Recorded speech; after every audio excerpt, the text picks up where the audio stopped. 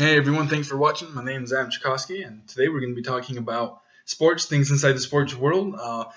Today we're going to be focusing more on the NFL and what's going on there because the playoffs are happening right now.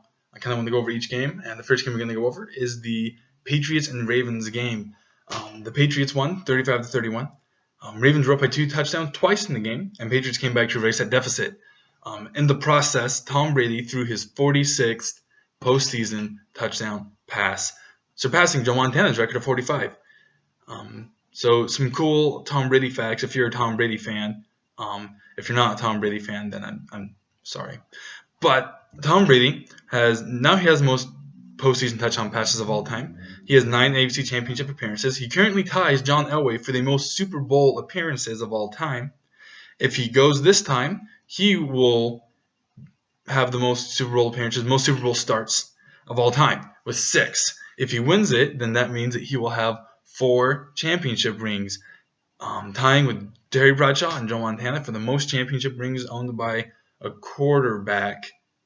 I almost said a player, which, no, to be honest, there could be a player right there with more rings that I can't think of off the top of my head. But that's right now. So Tom Brady, I think you've made an argument that he's probably the best postseason quarterback of all time. He's definitely one of them. He's going to the Hall of Fame, just like all the people I mentioned, John Elway, Terry Bradshaw, and Joe Montana. They're all in the Hall of Fame. I think we're going to see Tom Brady there. So they will be hosting the Colts in the AFC Championship game. Going to the Colts game. Colts versus Broncos. Broncos were favored by 9.5 points. And so just to put that out there, to start with that. So what that means is there are people who get paid lots of money to predict football games. That's what they do. They try to predict football games, and they set a line for it. That's a betting line. And so they're usually very, very accurate, and they usually don't put big numbers out there like 9.5. It's usually 3 is what you'll typically see for a football game because all the teams are so competitive with each other.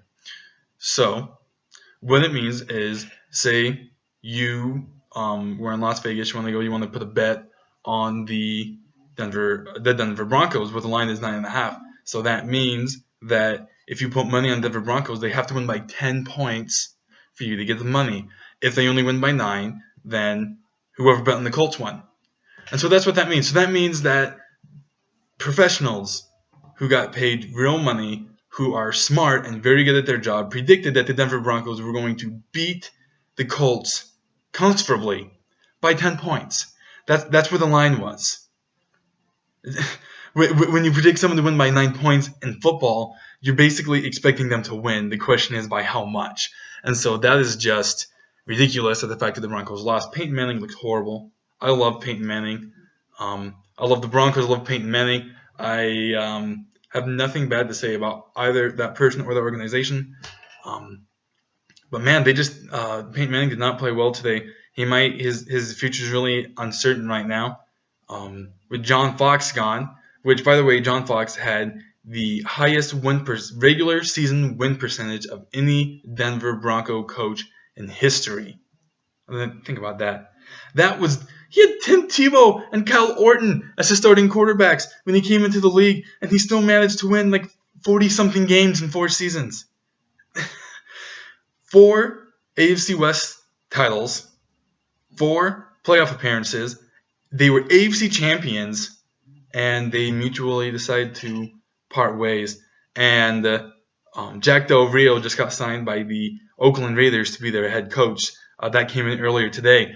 And so it's really uncertain if Adam Gass, the offensive coordinator, leaves. Peyton Manning might be down in Denver too. They are really cleaning house. It's going to be interesting to watch Denver this year and see if they're going to be contenders at all. With how tough the Chiefs and the Chargers are, neither of them made the playoffs, but they are both very good teams, as everyone knows.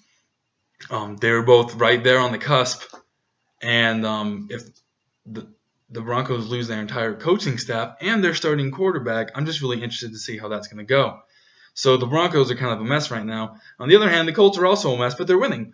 Andrew Luck is a really good quarterback. He's a stud.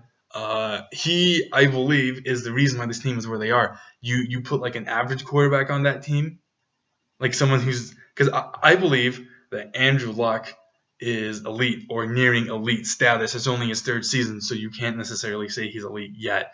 But I don't think there's anyone who's going to argue putting him in at least the top 10 in the league. And there are some who are probably going to argue he belongs in the top 5. And so he is a phenomenal quarterback, phenomenal talent. He is the reason why this team is where it is today. You take, let's say, like Alex Smith. He's a good quarterback, but he's not elite.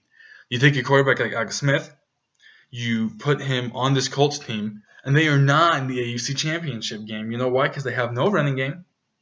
Their offensive line is shoddy, and their defense, some weeks it shows up, some weeks it doesn't. It showed up last week. Peyton Manning didn't, so that helped. But it's things like this, really. I'm really concerned about the Colts. They kind of remind me of the 2009 Jets. They went 9-7. They got to the AFC Championship game, surprised everyone, and then they just got creamed by, ironically enough, the Colts, the Peyton Manning-led Colts back then. And they went to the Super Bowl and got creamed by the Saints. Ooh, I guess they didn't get creamed, but they lost by 17. That pick six kind of made the score look a lot worse than I guess it was. It was pretty close for most of the game, but still. So, I'm interested to see where the Colts go. Tom Brady actually tweeted a picture of him riding on a Colt to the Super Bowl, which I thought was kind of funny because I guess because I have a cynical sense of humor. I don't know. I thought it was kind of amusing myself. But I imagine if you're a Colts fan, you'll probably find that pretty offensive. So, all right. Now, moving on to the NFC side of the ball. Cowboys and Packers. You'd think with these teams being like legitimate contenders for so many years that they'd play each other in the playoffs once in between now and 1967, but they haven't. This is the second time. It's ridiculous. Also, fun fact, Tony Romo's win against whatever team he played 2 weeks ago.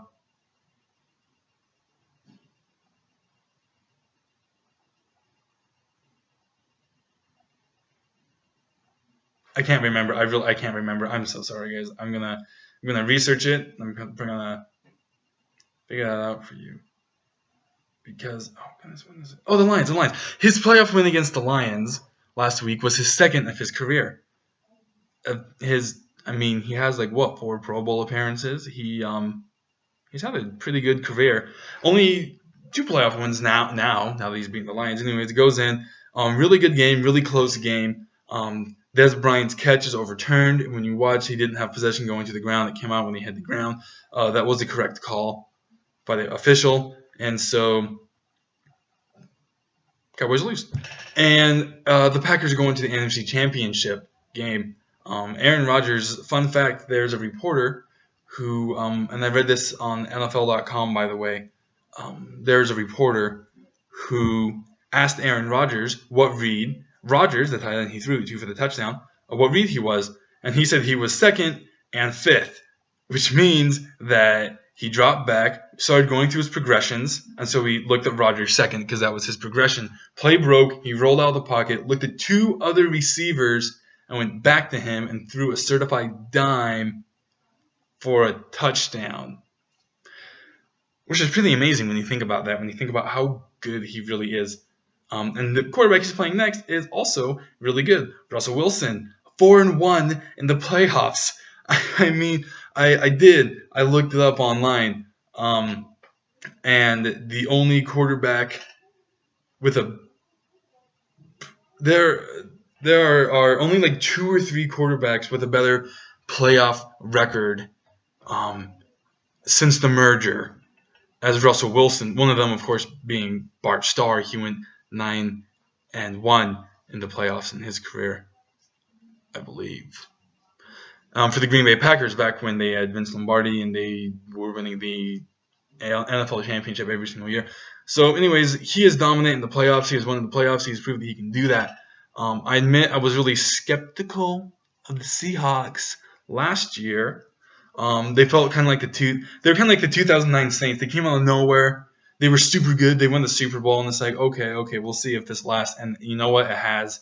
And that team is dominant. That Legion of Boom is superior. That running game is superior. And Russell Wilson is amazing. He is like a certified genius. At one point in the season, and this might still be true, but at one point in the season, he had the most yards per carry out of anybody in the NFL, like running backs, quarterbacks, anybody. You know what that means? That means that Russell Wilson only runs the ball when it is legitimately his best option. He's a quarterback who can run, not an athlete who can throw. Does that make sense? And so that phraseology I picked up from Brian Billick on NFL.com, and those are the words that he used to describe Andrew Luck and Russell Wilson. They are quarterbacks who can throw, and athletes who can, or they're quarterbacks who can run, and athletes who can throw. He didn't list any names, but I would say those are ones like Cam Newton, Robert Griffin III, people like that.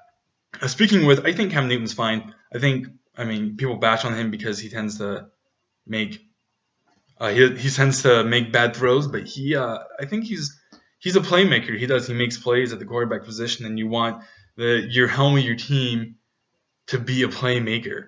Like, is he an elite quarterback? No, but he is a playmaker, and he makes stuff happen, and he's really fun to watch. Fun little tidbit about this match: Ron Rivera is 0-4 against the Ron Rivera is 0-4 against the Seahawks as the Panthers head coach, and Pete Carroll is 5-0 against the Seahawks as the Seahawks head coach. I'm pretty sure Ron Rivera has only been there for like three seasons, like 2 or 3 seasons. I'm not sure how you play another team that's not in your division that much in that time span, but they have, and he just can't seem to get around it. I mean, especially seeing as when Pete Carroll first took over the Seahawks, they had Tavares Jackson as their starting quarterback. That was really, they were bad. I think they went to the playoffs that year, 7-9, and they won against the Saints, I believe, with Tavares Jackson, which blew me away. I could be wrong. That might have been his second season, but yeah, it's really amazing that Pete Carroll has been able to consistently win against the Panthers. I'm not sure what it is against the Panthers. I don't know why he can beat them so much. So anyways, we're running out of time, but I just want to go over some quick things. Also, NCAA championship game, Oregon versus Buckeyes. It was kind of back and forth, and then the Buckeyes just pulled away, and they scored a touchdown with like 30 seconds left. I feel like just to send a message, like, you know what, Oregon, we rule. And you know what, congratulations, Buckeyes. You really showed everyone that you belonged in that tournament by winning the way you did. At the same time, I also feel like TCU could have won it. So maybe, hopefully, we'll see a playoff expansion in the college football world with 6 teams. Because, I mean, imagine this, and then add Baylor, like, you know, the teams we had this year, and then add Baylor and TCU. Like, how much more fun would that be to watch? I think it would be great. So we'll see if they do that or not. This four team thing isn't bad, though, by any standard. It was exciting. Coaching switches in the NFL. Rex Ryan is the head coach of the Bills. Great for them. I actually think that's a really good fit. He has a great defense. He's a defensive-minded coach. Only problem is he doesn't have a quarterback. Kyle Orton just kind of packed up his bags and was like, I'm done. That was fun. It was real. It was good. It was real good, and I'm done. Okay, so like who do they have now? E.J. Manuel? I guess. And so Rex Ryan, the Bills don't have a first-round pick. Remember that. The Browns own that pick at number 19, and so the Bills do not have a first-round pick. And so we'll see if they maybe make a play on free agency or take one in the second or third round or whatever they do. But generally, it seems to be new head coach, new quarterback. That seems to be like what they're doing. They're going out and building their franchise. And we'll see what Rex Ryan decides to do. He hasn't been very successful with quarterbacks in the past. Notable quarterbacks have announced for the draft: Marcus Mariota, Jameis Winston, Brett Hundley. I believe they'll all be drafted in the first round.